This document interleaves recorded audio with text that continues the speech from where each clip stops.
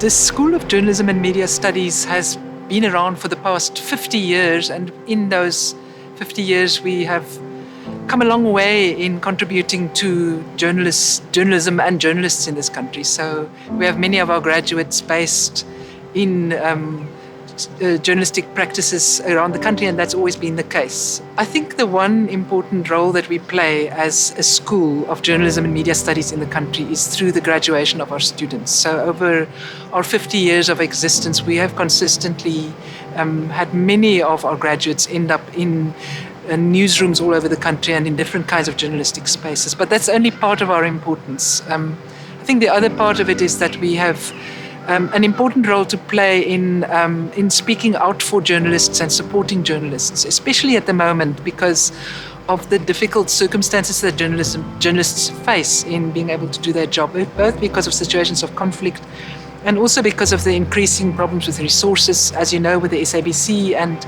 other spaces as well. Journalists are constantly under threat in terms of the work that they're trying to do. So that's partly what we're also trying to do with this summit now, is to make sure that the important things are said about journalism as a public good and the need to support what journalists do.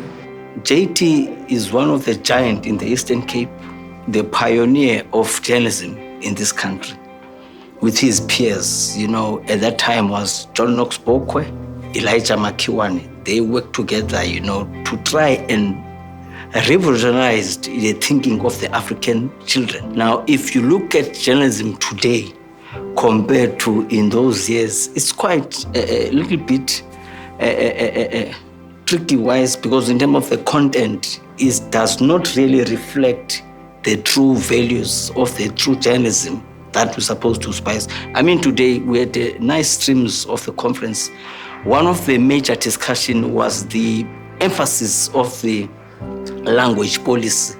We need to make sure that at least indigenous languages that are being covered, in the journalism mainstream, like your Xhosa, your Venda, your Sotho, including the new Khoi and San language. This is a very exciting time for us, even as a family, because we're actually going to be working with the Rhodes University and Forte University to try and revive that, because they have a course that they're offering to their journalism students where they'll be writing articles in isiXhosa.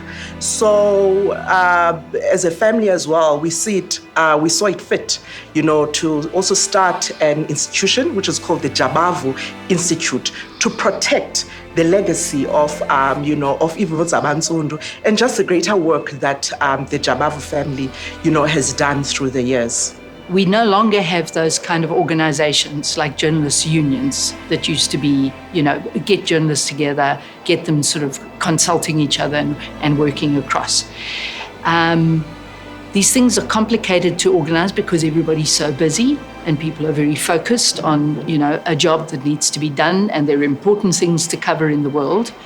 But when you're in an environment when things are very deeply stressed, they're politically stressed, they're economically stressed, we actually have to do that work of talking across, because it gives us a way better picture of how this whole terrain looks.